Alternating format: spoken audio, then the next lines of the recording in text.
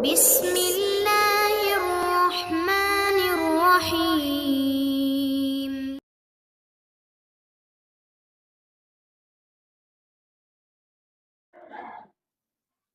Bismillahirrahmanirrahim.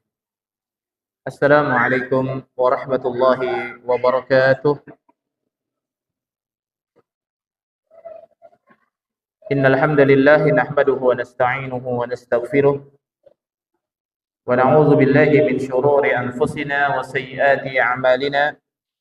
Man yahdihillahu fala mudilla lahu wa man yudlil fala hadiya lahu. Asyhadu an la ilaha illallah wahdahu la syarika lahu wa asyhadu anna Muhammadan 'abduhu wa rasuluh. يا أيها الذين آمنوا اتقوا الله حق تقاته ولا تموتن إلا وأنتم مسلمون.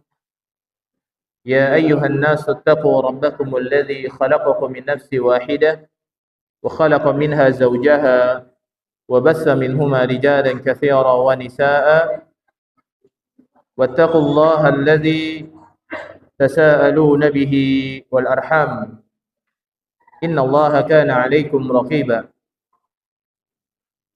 يا أيها الذين آمنوا اتقوا الله وقولوا قولا سديدا يصلح لكم أعمالكم ويغفر لكم ذنوبكم ومن يطع الله ورسوله فقد فاز فوزا عظيما. أما بعد فإن أصدق الحديث كتاب الله وخير الهدي هدي محمد صلى الله عليه وعلى آله وسلم وشر الأمور محدثاتها فإن كل محدثة بدعة وكل بدعة ضلالة وكل ضلالة في النار. إخواني وأخواتي في الله، معاشر المسلمين معاشر المسلمات rahimani Allah wa iyyakum. Kita duduk di majelis ilmu, tentu yang kita harapkan adalah agar Allah tabaraka wa taala memberikan dan memperbaiki keimanan kita kepada Allah tabaraka wa taala dan ketakwaan kita kepadanya. Yang tentunya di majelis ilmu ini Allah Subhanahu wa taala menurunkan rahmatnya meliputi majelis ilmu dengan makhluk-makhluknya yang bernama para malaikah, dan Allah Subhanahu wa taala kepada orang-orang yang hadir ke majelis ilmu diberikan oleh Allah ketenangan yang tidak diberikan ketenangan ini kepada orang-orang yang tidak hadir ke majelis ilmu. Dan tentunya mari bersama-sama kita senantiasa bersyukur kepada Allah tabaraka wa taala. Allah berikan kepada kita petunjuk bisa hadir ke majelis ilmu, lalu kita berusaha semaksimal mungkin untuk menguatkan hati kita agar senantiasa ikhlas dalam beramal. Karena Allah Subhanahu wa taala tidak membutuhkan amal kita. Allah tidak membutuhkan ketakwaan kita. Tapi kitalah yang membutuhkan amal dan ketakwaan diri kita sendiri. Allah Subhanahu wa taala berfirman, "In ahsantum ahsantum li anfusikum." Kalau kalian itu berbuat baik, maka kebaikan itu akan datang kepada kalian. Semuanya akan diberikan kepada kalian. Dan apabila kalian berbuat buruk, maka keburukan itu juga akan dibalas kepada kalian. Dan Allah mengatakan, wala taziru waziratan wizra ukhra. Tidaklah seseorang terbebani dengan dosa orang lain. Maka kita beramal salih harus benar-benar ikhlas lillahi ta'ala. Tidak ada niatan-niatan lain dari amalan kita kecuali agar Allah Subhanahu wa taala menjauhkan kita dari azab di dunia yang Allah turunkan kepada orang-orang yang bodoh. Karena disebutkan oleh para ulama, wa inna min a'zamil masaib al-jahlu. Sesungguhnya di antara musibah malapetaka terbesar yang Allah turunkan kepada umat manusia di dunia ini adalah al-jahlu, yaitu kebodohan. Apakah kebodohan dalam perkara-perkara dunia? Tidak. Tapi kejahilan dalam perkara agama. Maka segala bentuk kejahilan di dalam Islam ini dihapuskan. Ketika dahulu para wanita di zaman jahiliyah, mereka ketika keluar dari rumahnya dengan berdandan, bersolek, memakai pakaian-pakaian yang menarik lawan jenisnya, dan mereka menjadi budak para lelaki, sehingga memiliki hasrat yang kuat kepada wanita yang keluar dari rumahnya dengan berdandan, dengan berlaga genit, berlenggak-lenggok dan lain sebagainya. Itu wanita jahiliyah. Di zaman jahiliyah dulu para wanita dijadikan budak, budak kecantikan dan budak hawa nafsu. Maka Allah Subhanahu wa taala dengan turunnya agama Islam ini, diutusnya Nabi Muhammad SAW, diturunkan Al-Quran, Allah mengatakan dengan tegasnya kepada para wanita muslimah, wala tabarrajna tabarrujal jahiliyatil ula.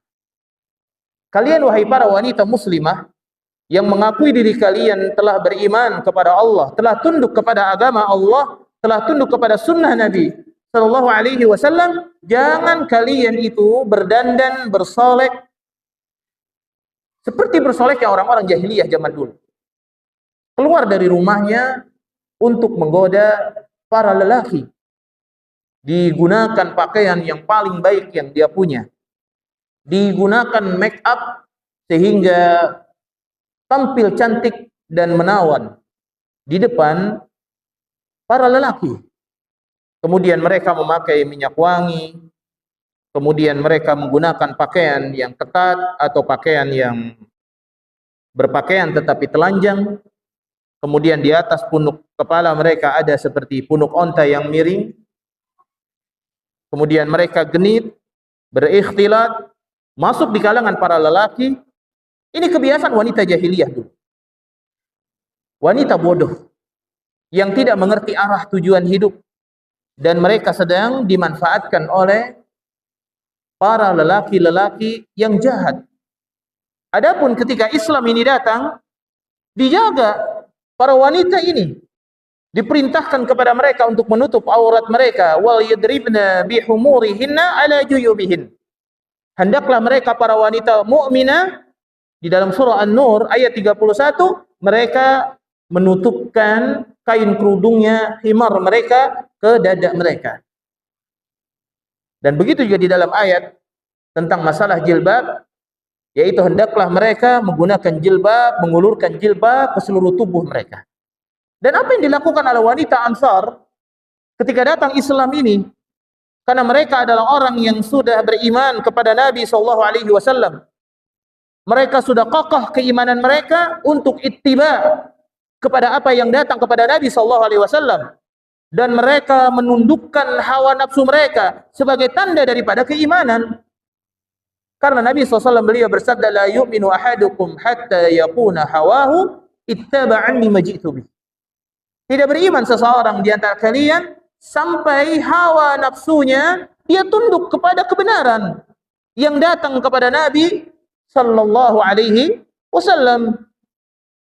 Para wanita ini ketika mendengar perintah untuk berhijab, syaqaqna murutahunna fa'tamirna biha. Mereka merobek hordeng-hordeng mereka di rumah yang mereka punya. Kemudian mereka fa'tamirna biha. Mereka menutup kepalanya sebagai tanda keimanan. Begitu cepatnya mereka menerima perintah Allah Subhanahu wa taala, sami'na wa ata'na. Karena Allah mengatakan demikian, inna makana qaulal mu'minin idza du'u ila Allah wa rasulih liyahkuma bainahum. Ketika orang mukmin diperintahkan oleh Allah Subhanahu wa taala dan rasulnya, ketika Rasul memerintahkan kepada kita di dalam ayat 5 yuhyikum, memerintahkan kepada sesuatu yang dapat menghidupkan keimanan kita kepada Allah Subhanahu wa taala. Ayaqulu sami'na wa ata'na. Tidak ada perkataan seorang mukmin dan mukminah kecuali sami'na wa ata'na. Dan dulu para sahabat juga demikian. Ketika diperintahkan, ketika dilarang khamar, dan dahulu yang namanya khamar itu adalah minuman yang penuh dengan kewibawaan. Jadi kalau ada laki-laki di rumahnya nggak ada khamr, itu nggak keren. Namanya laki-laki itu harus apa? Minum khamr. Laki-laki pemberani, memiliki jiwa yang pemberani, maka dia harus punya khamr. Tapi ketika dilarang oleh Allah Subhanahu wa taala bahwa khamr adalah rijsun min amali syaitan, maka tidak banyak mereka berpikir sami'na wa fikir-fikirna, enggak dipikir lagi sama mereka. Langsung mereka tumpahkan itu khamr-khamr itu di sepanjang jalan kota Madinah, sehingga banjirlah khamr di kota Madinah. Ini menunjukkan bahwa mereka adalah generasi terbaik ketika mendapatkan perintah tidak ragu.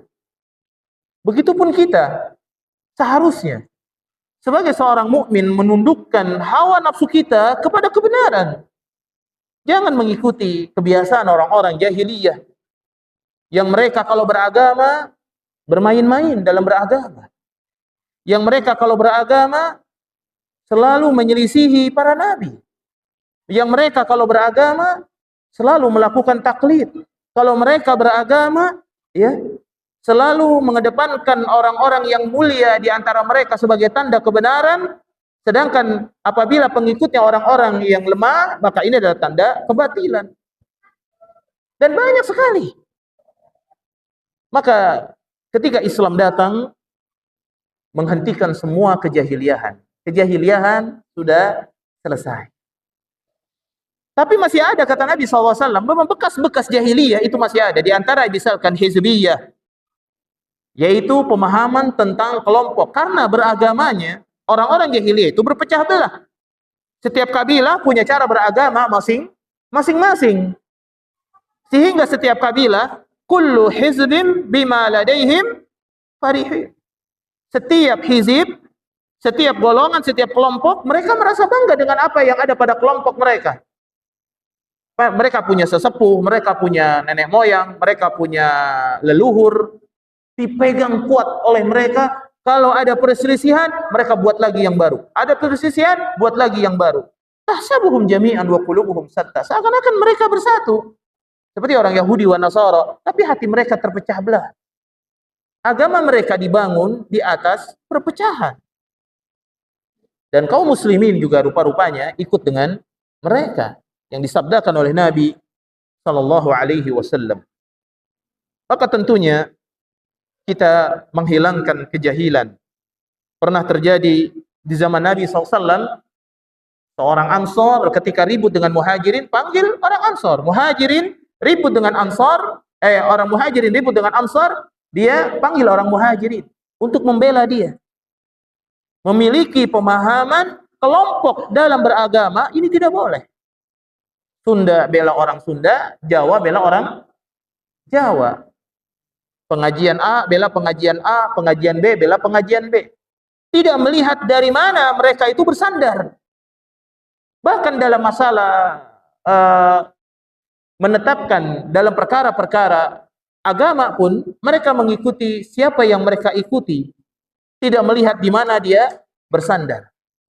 Maka Imam Malik dia mengatakan, tidak boleh seseorang mengambil pendapatku sampai dia mengetahui dari mana aku mengambil pendapat tersebut.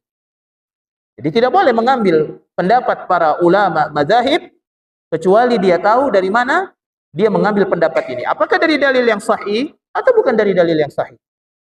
Tujuannya adalah kita saling tolong-menolong dalam al-birri wa taqwa, dalam kebaikan dan ketakwaan kepada Allah Subhanahu wa taala.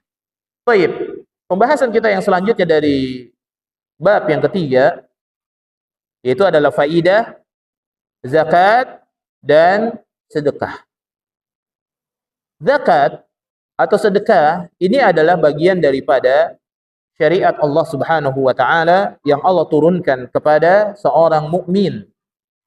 Ketika Muaz bin Jabal diutus oleh Nabi SAW ke negeri Yaman, ketika mereka sudah mentaatimu dalam bertauhid, kemudian mereka juga sudah melaksanakan sholat, maka yang diperintahkan oleh Nabi SAW kepada Muaz bin Jabal, ketahuilah bahwa sesungguhnya Allah Subhanahu wa taala memerintahkan kepada mereka zakat.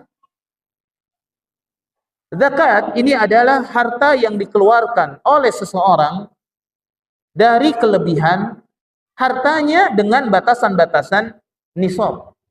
Jadi ketika sudah sampai kepada nisabnya, maka dia harus mengeluarkan zakat. Dan zakat ini hukumnya adalah wajib. Jadi tidak ada zakat yang sunnah, tidak ada. Zakat itu hukumnya adalah wajib. Adapun kalimat zakat juga disebutkan sebagai sedekah di beberapa ayat, ya. Maka para ulama mereka mengambil pendapat kenapa sedekah itu juga disebut sebagai zakat apabila sedekah tersebut dinisbatkan kepada harta yang dimiliki oleh seseorang dan diberikan kepada orang-orang yang berhak untuk menerima zakat, maka sedekah tersebut yang dimaksud adalah zakat. Seperti misalkan dalam surat At-Taubah ayat yang ke-9. Innamas shadaqatu lil fuqara wal masakin wal 'amilina 'alaiha wal mu'allafati qulubuhum, dan seterusnya. Sesungguhnya sedekah itu adalah untuk fuqara. Apakah di sini sedekah sunnah? Bukan. Karena sedekah di sini terikat dengan orang-orang yang berhak menerima, dan orang yang berhak menerima tersebut itu berhak menerima dari zakat. Adapun sedekah itu secara umum. Sedekah itu secara umum, harta yang dikeluarkan oleh seseorang, maka ada sedekah wajib disebut sebagai zakat, ada juga sedekah sunnah yang seseorang mengeluarkan itu adalah untuk membantu saudaranya yang sedang dalam kesulitan, atau sedekah ketika dia ingin memberikan sedekah kepada orang lain walaupun dia tidak membutuhkannya. Baik. Maka zakat ini adalah merupakan syariat Allah Subhanahu wa taala. Dan dulu Abu Bakar As-Siddiq dia memerangi orang-orang yang tidak membayar zakat. Ini menunjukkan zakat ini apabila seseorang meninggalkan zakat, maka disampaikan oleh para ulama, maka dia boleh untuk diperangi.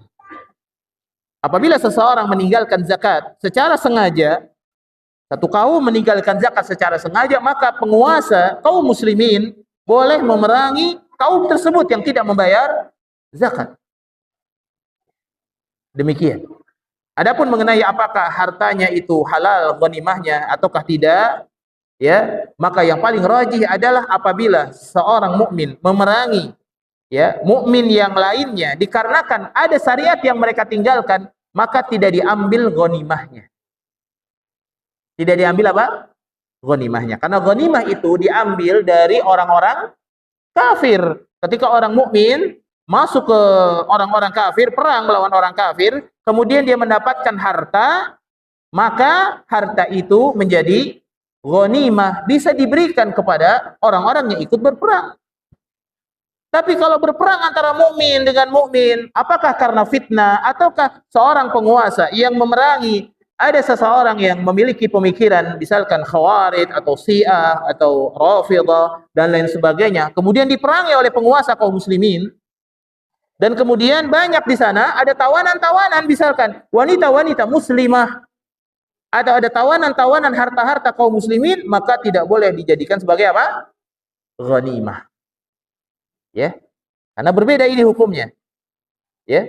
Karena seorang mukmin haram darahnya dan hartanya kecuali illa bihaqqil Islam. Kecuali dengan hak Islam. Kalau harta diambil, yaitu harta yang menjadi kewajiban dia untuk mengeluarkannya. Harta zakat diambil. Ya. Maka itu diambil. Baik. Maka zakat dalam Islam ini hukumnya adalah wajib. Lalu apa faedah seseorang yang mengeluarkan zakat? Beliau menyampaikan, Syekh Abdurrahman bin Nasir As-Sa'di rahimahullah ta'ala, sungguh Allah Subhanahu wa ta'ala telah mewajibkan bagi kaum mukminin yang memiliki harta yang sudah jatuh kepada nisab. Nisab di sini kita gambarkan sedikit saja. Apabila harta tersebut sudah berada, apabila itu emas, ya, sudah sebanyak 85 gram emas murni, atau apabila itu perak, maka 592 gram perak, maka itu sudah wajib untuk dizakatkan. Adapun mata uang harus dikonversi kepada dua hal tersebut. Emas atau perak. Mana yang lebih dahulu? Kalau yang lebih dahulu adalah perak 592 gram. Ya, perak atau sekitar 10 juta rupiahan, ya. Maka apabila dia memiliki harta yang sudah ada pada nisab tersebut dan sudah berada selama 1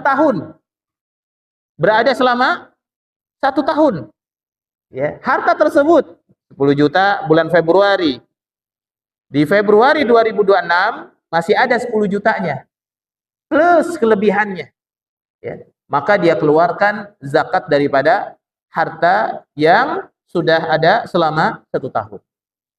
Tapi kalau belum 1 tahun rupanya dia pakai Februari, Maret, April, Mei dia pakai buat bayaran sekolah, dia pakai buat beli mobil, dia pakai buat beli rumah, dia pakai buat beli kebutuhan dia, motor, beli HP, lalu berkurang, ya, berkurang dari 10 juta yang paling kecil, ya, konversinya kepada perak, maka tidak ada wajib zakat kecuali kalau sudah sampai lagi 10 juta lagi baru dihitung dari tempat terkumpulnya harta tersebut.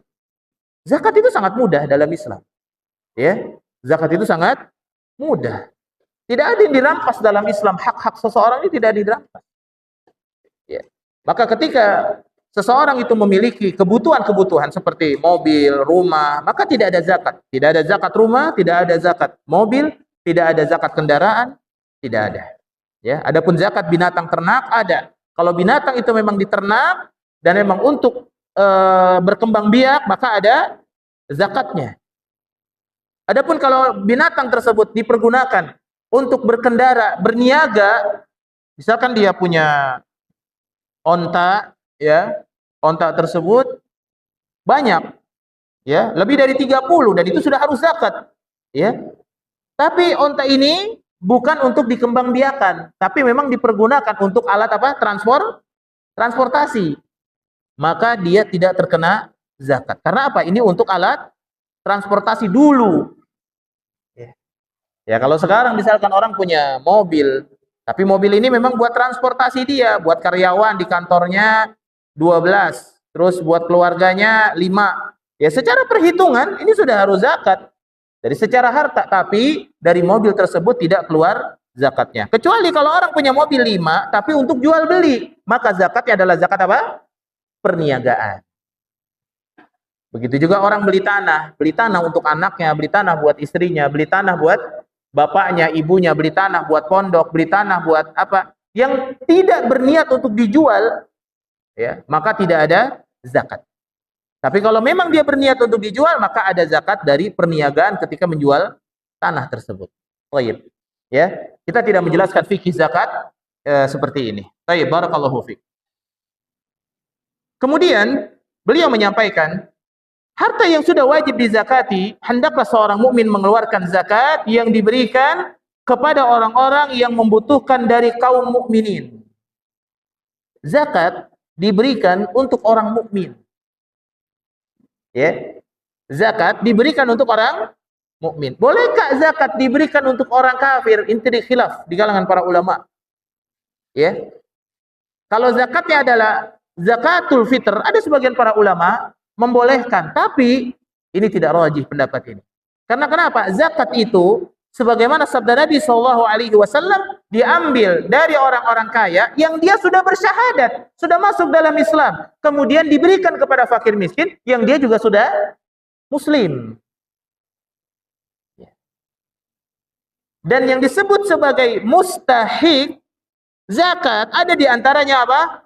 Wal muallafati qulubuhum. Yang namanya muallaf berarti orang yang baru masuk apa? Islam.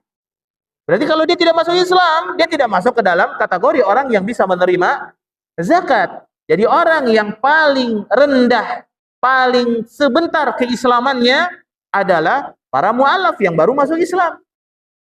Ya.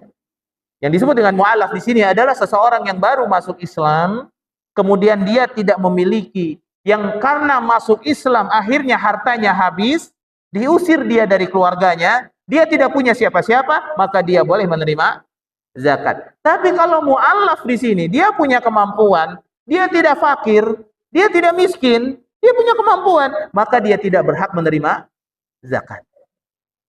Ya. Baik.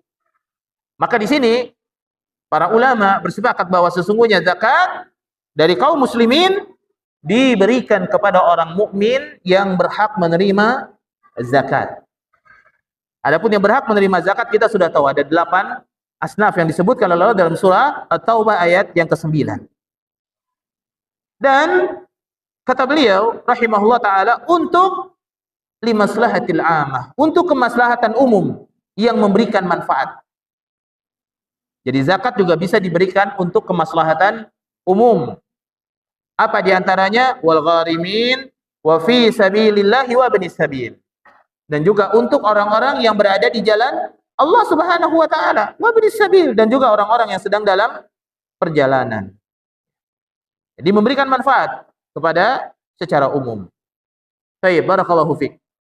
Allah Subhanahu wa taala berfirman di dalam surah At-Taubah, "Innamas shadaqatu lil fuqara'i wal masakin wal 'amilina 'alaiha wal mu'allafati qulubuhum wa fir riqab wal gharimin wa fi sabilillahi wa ibnis sabil fariidatan minallah wallahu 'alimun hakim." Sesungguhnya zakat itu hanyalah untuk orang-orang yang fakir dan orang-orang miskin. Kemudian untuk para amil zakat, ya, kemudian untuk para mu'alaf, ya, dan wafir riqab, dan orang yang memerdekakan budak, wal gharimin, dan orang yang berhutang. Orang yang berhutang ini ada 2, berhutang untuk dirinya atau dia berhutang untuk orang lain. Ya, berhutang untuk dirinya atau berhutang untuk orang lain. Dia juga berhak dia untuk mendapatkan zakat. Kata Nabi SAW, apabila seseorang menanggung beban orang lain, maka bisa dia untuk menerima apa?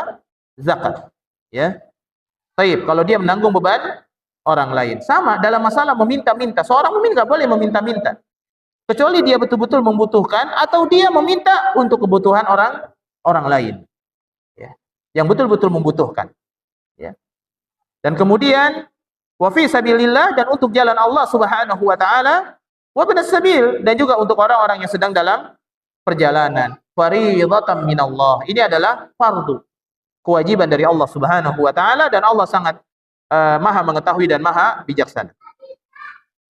Di dalam Al-Qur'an terdapat banyak ayat yang memerintahkan untuk menunaikan zakat. Sangat banyak. Memberikan nafkah dari harta yang Allah rizkikan, juga banyak ayat tersebut. Dan banyak ayat-ayat yang menjadi sanjungan bagi orang-orang yang gemar berinfak dan bersedekah. Dan juga banyak ayat yang menyebutkan pahala bagi mereka yang berzakat dan bersedekah. Banyak sekali ayat-ayat di dalam Al-Quran. Begitu pula kata beliau, banyak riwayat yang memiliki derajat mutawatir dan sahih dari Nabi SAW yang menjelaskan tentang permasalahan zakat ini. Dan di dalam riwayat tersebut, ya, beliau menjelaskan tentang harta-harta yang wajib dizakati, seperti hewan ternak, kemudian hasil pertanian, buah-buahan, zakat mata uang, dan harta yang dipersiapkan untuk berniaga. Seperti tadi, beli tanah, tujuannya untuk investasi, biar harganya naik, maka nanti dia jual. Maka dia wajib untuk membayar zakat ketika tanah itu laku. Karena dia memang untuk apa? Untuk berinvestasi. Berbeda dengan dia tidak untuk berinvestasi, kemudian dia jual tanah. Yang tanah itu memang sebenarnya buat persiapan anaknya, tapi karena posisinya nggak bagus, akhirnya dia jual untuk beli tanah lagi. Maka ketika dia menjual tanah ini, dia tidak wajib membayar zakat. Bisa dipahami, Pak? Ini jangan sampai salah ya. Kalau ini tanah memang dipersiapkan buat jual beli, maka ketika laku, maka dia ada zakat perniagaan. Ya. Tapi kalau tidak dipersiapkan buat jual beli, kemudian dia jual tanahnya buat beli tanah lagi, maka dengan penjualan tersebut berarti dia punya harta. Harta ini harus bertahan selama 1 tahun. Baru dia zakatkan dari harta penjualan tanah. Jadi masuknya harta. Ini bukan perniagaan. Ini harus, jangan sampai kita salah dalam memahami masalah zakat-zakat yang seperti ini, ya. Nah, dikit-dikit kan semuanya dizakatin. Ya, apalagi hari ini kan, ada orang punya profesi dokter, ada zakat profesi. Ada hari ini punya profesi tukang parkir, ada zakat tukang parkir. Ya. Nah, ini semuanya dizakatin. Dari mana dalilnya? Langsung mereka menggunakan kias. Kiasnya apa? Zakat pertanian. Ya. Dulu para sahabat bertani, mereka berzakat dengan pertaniannya. Para sahabat juga punya profesi, tapi mereka tidak membayar zakat dari profesinya. Maka zakat profesi ini adalah zakat yang tidak ada di zaman Nabi Shallallahu Alaihi Wasallam. Ya, maka zakat dari harta yang dipersiapkan untuk berniaga. Ya, jadi sudah mulai dihitung tuh harta itu. Ya, sebelum laku itu sudah dihitung. Ya, sudah dihitung. Dia mau jualan di Tanah Abang, ya, atau mau jualan di toko. Berapa itu hartanya? Misalkan contoh stok barangnya 200 juta. Sudah nisab belum? Kalau sekarang udah nisab belum ya? Sudah ya? Ya, 2.400.000 emas. Ya, sudah masuk nisab ya. Ya, 200 juta. Harga barangnya 200 juta. Ya. Dia persiapkan. Ya. Nah, nanti berjalan 1 tahun. Lihat, begitu 1 tahun, stoknya ada berapa? Kemudian uang yang ada di tabungan ada berapa? Kemudian piutangnya yang bisa ditagih ada berapa? Kemudian dipotong dengan hutang yang dia punya. Kalau masih masuk dalam nisab, dia harus bayar. Nggak perlu tunggu 1 tahun lagi. Nasab, udah nanti bayar tahun depan. Enggak, langsung dibayar. Karena diperhitungkan pada saat dia bersiap-siap untuk berniaga. Bukan dihitungkannya nanti begitu dapat penghasilan dari 200 juta dapat berapa nih? Begitu tahun depan dapat penghasilan 300 juta baru mulai 300 juta hari ini dihitung. Nanti tahun depan baru zakat. Nah, itu namanya zakat harta masuknya. Ya, bukan zakat perniagaan. Bisa difahami? Ya. Baik. Ini kalau pernak-pernik zakat panjang ya. Baik. Kemudian Nabi SAW pun menerangkan tentang batasan nisab dan ukuran wajib zakat. Diterangkan batasan nisab. Sebagaimana Nabi SAW juga menjelaskan ancaman keras bagi orang-orang yang tidak mau mengeluarkan zakat hartanya. Di zaman Abu Bakar As-Siddiq diperangi. Kata Abu Bakar As-Siddiq, wallahi demi Allah, saya akan memerangi kaum yang memisahkan antara salat dengan zakat. Gak main-main. Dia salat tapi gak bayar zakat, gak bisa. Ya. Zakat itu adalah bukti daripada keimanan. As-shadaqatu burhan. Sesungguhnya sedekah itu adalah burhan sebagai bukti keimanan. Dan zakat ini hukumnya adalah wajib. Dan kaum muslimin beliau menyampaikan telah bersepakat bahwa siapa saja yang tidak mengeluarkan zakat maka telah berkurang imannya. Nah, ini yang paling ringan dari pendapat. Beliau mengambil pendapat yang paling apa? Ringan. Ya.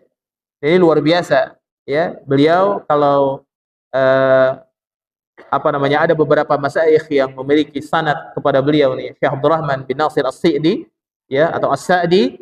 Ini beliau memang sangat lembut sekali dalam memberikan pemahaman-pemahaman seperti dalam tafsir beliau, ya, juga sangat luar biasa, ya. Maka telah berkurang imannya, ya, agama dan status keislamannya. Maka siapa yang tidak mengeluarkan zakat telah berkurang keimanannya, berkurang agamanya, dan berkurang status keislamannya. Artinya dia boleh diperangi dengan tujuan agar dia membayar zakat. Bayar zakat kamu, nggak bayar zakat diperangi. Ya, seperti itu. Ada sebagian para ulama dirampas saja hartanya sebagaimana ketetapan zakat yang harus dia keluarkan. Ya, tapi pendapat yang paling sahih dalam masalah ini adalah kebijakan dari penguasa muslim yang dia memerangi orang-orang yang tidak membayar zakat. Maka zakat yang wajib itu memang harus diberikannya secara terang-terangan. Tidak boleh sembunyi-sembunyi. Jangan zakat, ini zakat nama siapa? Hamba Allah. Nggak bisa. Zakat mah nggak bisa nama hamba Allah, harus ada namanya. Ya. Yang mereka perselisihkan, apakah orang yang tidak mengeluarkan zakat dihukumi sebagai orang kafir atau tidak? Hal ini disebabkan bahwa zakat, sedekah, dan amal kebaikan mengandung faedah penting sempurna bagi agama dan dunia. Di antara faedah zakat, beliau menyampaikan, yang pertama, bahwa zakat termasuk daripada syiar agama Islam yang paling tinggi. Ini yang pertama. Bahwa zakat termasuk syiar agama Islam yang paling tinggi, yang paling agung, yang paling besar. Ya. Yang kedua, zakat merupakan bukti terbesar adanya keimanan. Zakat merupakan bukti terbesar adanya keimanan. Artinya, kalau dia tidak membayar zakat, maka keimanannya akan berkurang dan semakin lama akan semakin hilang. Sebagaimana sifat bakhil dalam diri seseorang dapat mengurangi keimanan, bahkan dapat menghapus iman. Ya. Seperti Qarun, bakhilnya luar biasa. Bisa menghapus keimanan dia. Maka kata Nabi SAW, sukhun muta'. Bakhil yang diikuti itu sangat berbahaya.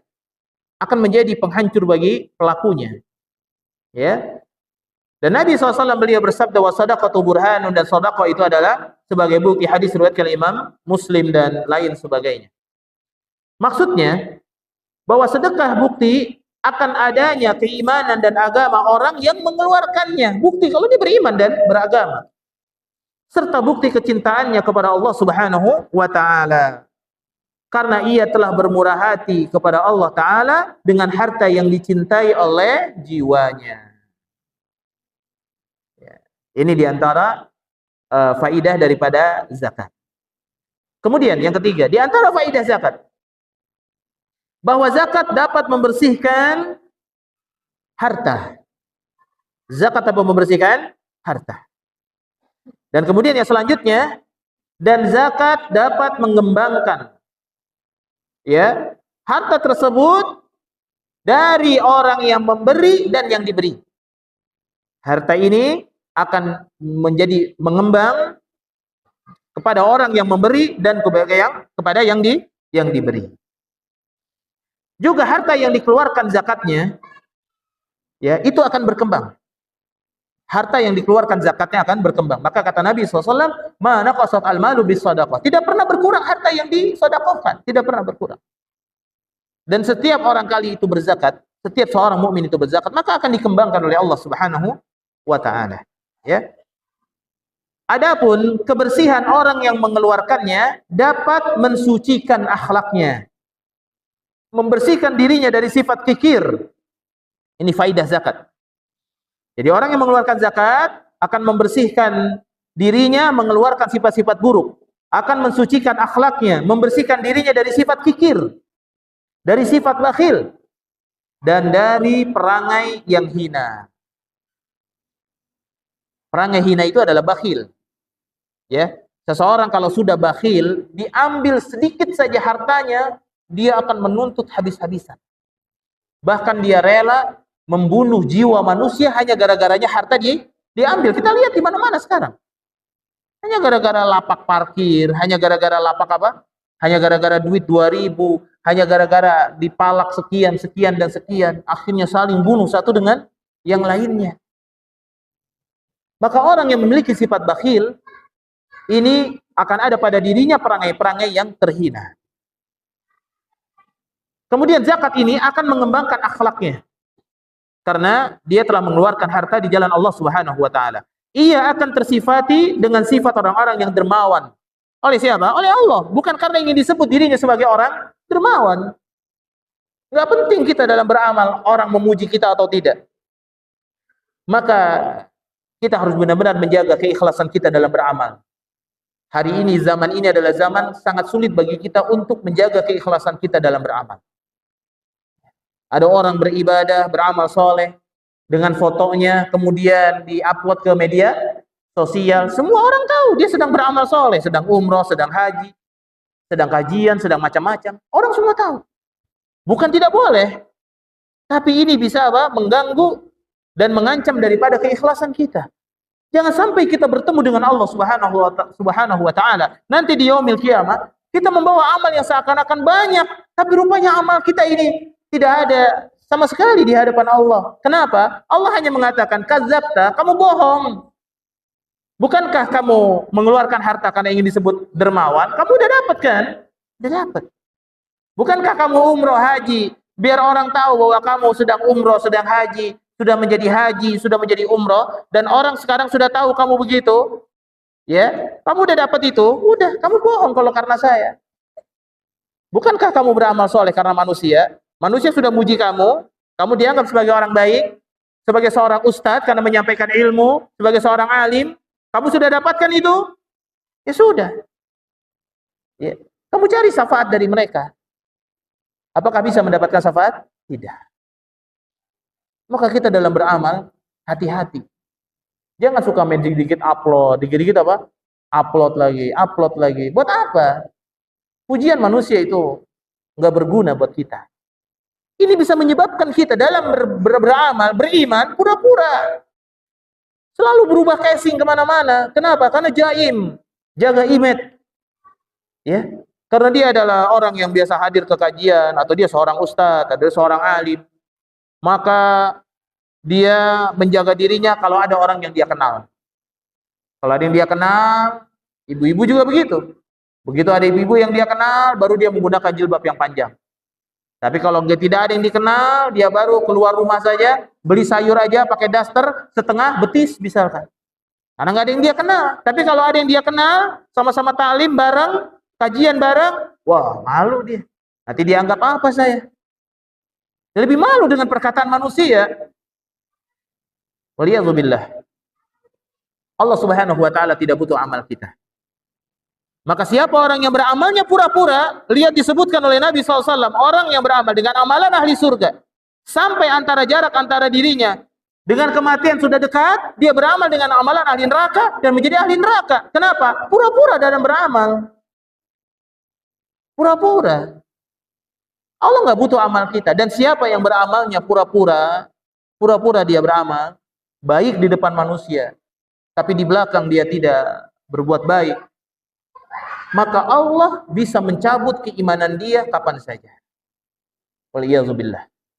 Allah bisa mencabut keimanan dia kapan saja. Allah bisa singkirkan dia dari arena sunnah ini. Bisa disingkirkan oleh Allah kapan saja. Kalau berpura-pura. Kesini casingnya beda, kesini casingnya beda, kesini casingnya beda. Pura-pura. Tidak boleh kita berpura-pura dalam beragama. Ikhlas, jujur kepada Allah dalam beragama.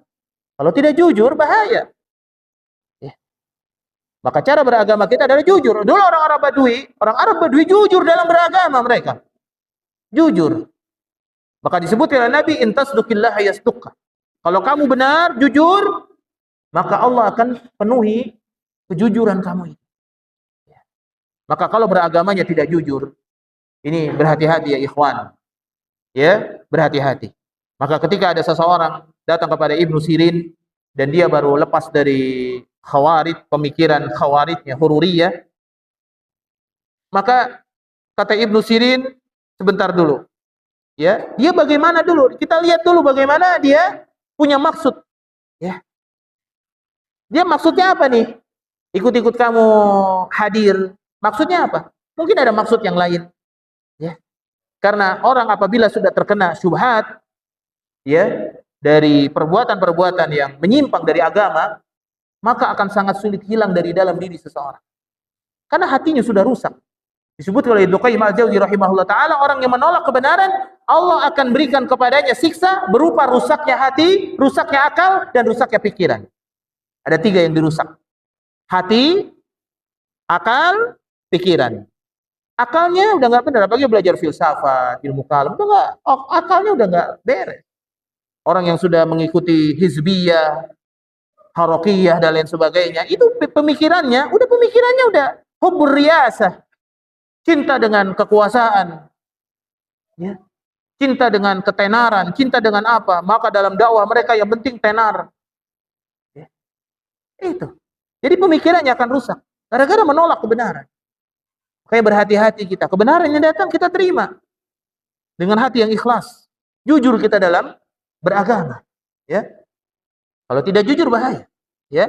Allah bisa singkirkan kita kapan saja. Karena hidayah itu milik siapa, Pak? Allah. Milik Allah. Begitu juga kita hadir dalam kajian, ya. Hadir dalam kajian. Buat apa? Oh, buat untuk lillah, karena Allah, untuk menghilangkan kebodohan dari dalam diri kita dan juga ada kebodohan dari keluarga kita, dari orang lain. Ya. Allah bisa berikan ilmu kepada saya, Allah teguhkan hati. Yang penting dari majelis ilmu bukan kita jadi pintar, bukan. Bukan kita biar jadi ustaz duduk di sini ngomong, enggak, bukan. Kita hadir ke majelis ilmu untuk apa?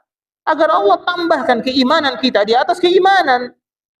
Dan Allah bersihkan kita, dan orang apabila bersih dari dosa dengan hadir ke majelis ilmu, rizkinya diberikan kemudahan oleh Allah, diberikan kepuasan hatinya. Maka kalau seseorang ingin mendapatkan rizki, di majelis ilmu ini rizkinya.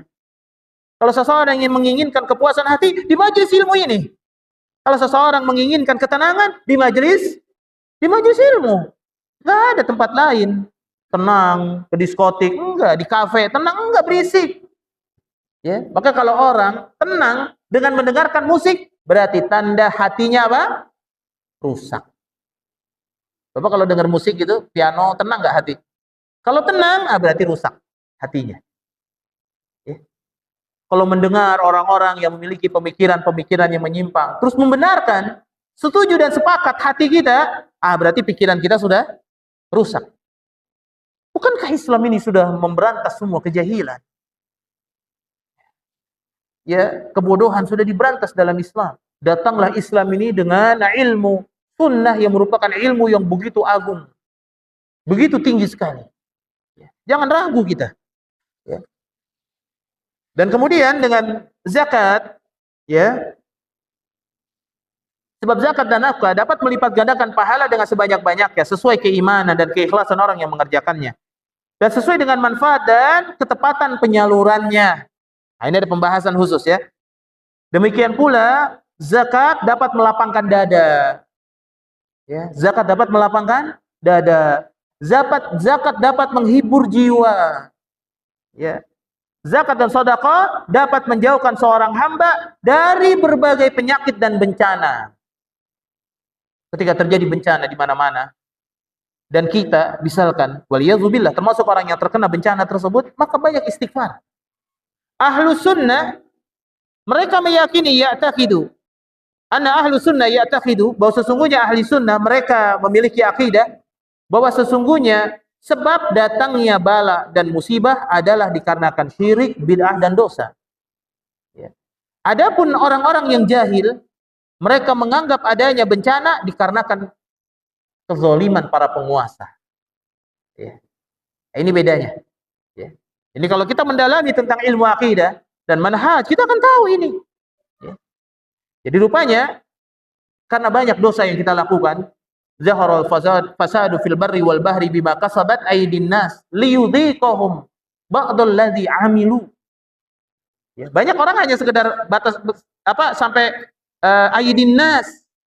Ya, telah rusak di muka bumi ini terang-terangan dikarenakan tangan manusia. Mentok sampai situ. Ayatnya enggak nyampe situ.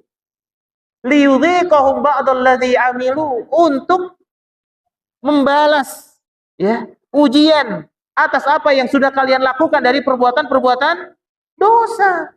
Dan dosa itu bukan terkena hanya kepada orang-orang yang berbuat zalim.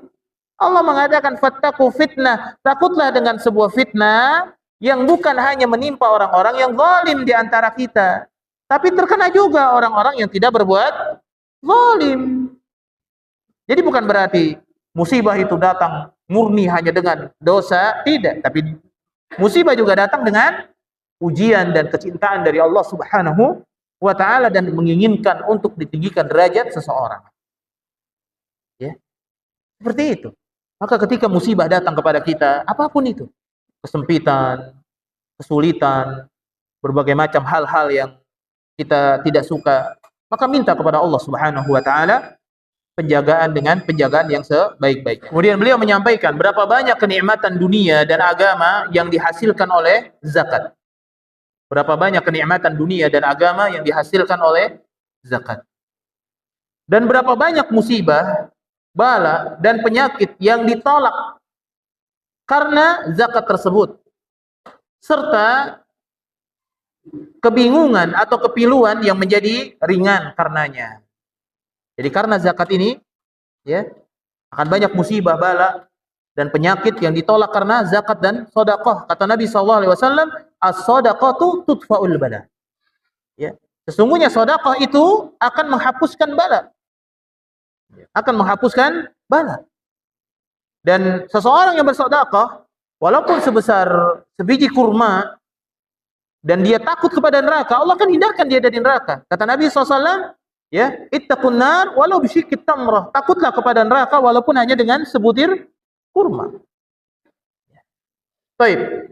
Berapa banyak permusuhan yang dihilangkan karena zakat? Kecintaan dan persahabat yang dihasilkan oleh zakat tersebut. Dan berapa banyak doa dari hati yang tulus yang dikabulkan oleh Allah disebabkan zakat dan sedekah. Dulu para salaf, mereka kalau ingin berdoa kepada Allah Subhanahu wa taala dengan satu hajat yang besar, maka mereka bersedekah. Bersedekah kepada keluarga, bersedekah kepada anak, bersedekah kepada ibu, bersedekah kepada tetangga, bersedekah kepada teman, dia bersedekah. Ya, dan sedekah itu bukan hanya sekedar harta saja yang dikeluarkan. Rasa gembira di hati, membahagiakan teman, membuat teman tersenyum, ya, kemudian menghilangkan gundah gulananya, menghibur dia, menjenguk orang sakit, itu diantaranya sedekah. Artinya, ketika kita menginginkan doa kita dikabulkan oleh Allah, perbanyak kita bersedekah. Dan ketika seseorang mengeluarkan zakat, Allah mengatakan apa? Khudz min amwalihim shadaqatan tutahhiruhum bi wa tuzakkihim. Ya, ketika seseorang mengambil harta zakat, maka itu akan mensucikan dia. Dan washolli alaihim. Berdoalah kepada Allah untuk mereka. Ya, karena ini doanya orang-orang yang mengeluarkan zakat itu dikabulkan oleh Allah Subhanahu wa taala. Selain itu, zakat dapat mengembangkan harta yang dikeluarkan zakatnya. Zakat akan menjaganya dari berbagai keburukan dan mendatangkan keberkahan dari Allah Azza wa Jalla. Penelitian mempersaksikan fenomena di atas. Ya.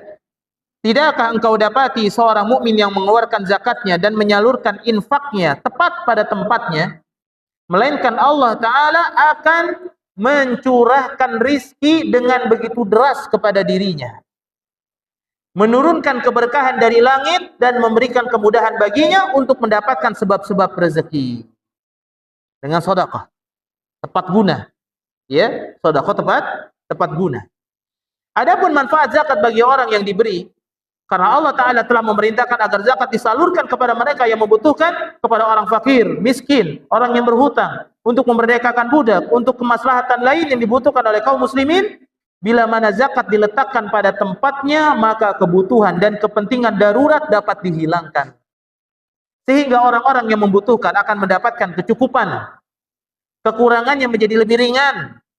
Dan berbagai kemaslahatan umum dan bermanfaat lainnya dapat terpenuhi. Apakah faedah yang lebih besar dari ini, kata beliau? Tidak ada. Ya. Sekiranya semua orang yang berkecukupan, kata beliau, rahimahullah, mereka mau mengeluarkan zakat dan menyalurkannya tepat pada tempatnya, niscaya kemaslahatan agama dan dunia akan tegak. Niscaya kemaslahatan agama dan dunia akan tegak, kekurangan akan sirna, niat jahat orang-orang yang kekurangan akan hilang. Sehingga zakat dapat menjadi batas dan penutup terbesar yang dapat menutup permainan-permainan kotor orang-orang yang suka berbuat kerusakan. Oleh karena itu, kata beliau di akhir daripada bab ini, zakat termasuk kebaikan Islam yang paling agung. Lantaran faidah yang ada padanya, yakni dapat mendatangkan kemaslahatan dan manfaat dari zakat tersebut dan juga kepada manusia, serta menolak berbagai macam mara bahaya. Maka inilah faidah daripada zakat dan sedekah. Di antara syariat Allah Subhanahu wa taala yang begitu agung, yang kita harus benar-benar menjaganya dengan sebaik-baiknya. Dan kita berharap kepada Allah Subhanahu wa taala, Allah memberikan kepada kita kebaikan dari setiap harta yang Allah berikan kepada kita. Dan janganlah kita mencari harta kecuali harta yang Allah ridhai, yakni harta yang halal dan berkah untuk keluarga kita. Dan jangan pernah mencari harta dengan jalan yang diharamkan oleh Allah Subhanahu wa taala. Hadza wallahu taala alam bisawab. Ini yang bisa Anda sampaikan pada kesempatan kali ini. Semoga Allah memberikan hidayah, taufik, ketakwaan kepada kita semua dan senantiasa menundukkan hawa nafsu kita kepada kebenaran dan kepada sunnah Nabi sallallahu alaihi wasallam sampai Allah datangkan kepada kita kematian dan kita mati dalam keadaan husnul khatimah dan juga dimasukkan oleh Allah Subhanahu wa taala ke dalam surga tanpa hisab, tanpa azab. Insyaallah amin ya rabbal alamin. Wa sallallahu nabiyana Muhammadin wa ala alihi wa sahbihi wa baraka wa sallim. Kita akhiri dengan subhanakallahumma bihamdik asyhadu an la ilaha illa anta astaghfiruka wa atubu ilaik. Assalamualaikum warahmatullahi wabarakatuh.